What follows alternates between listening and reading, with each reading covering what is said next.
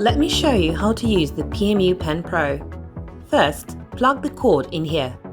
Then plug the other end into your power supply. As you can see, the power supply is now on. Then take the other cord, plug one end of the cord into the left side of the power supply.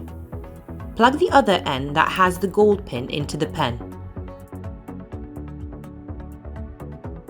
If you leave it like this, it's not going to work. Make sure it's pushed all the way in, and this is where the cartridge goes in.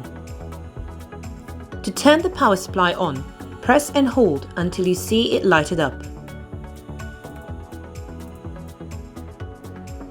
To turn the pen on, tap once.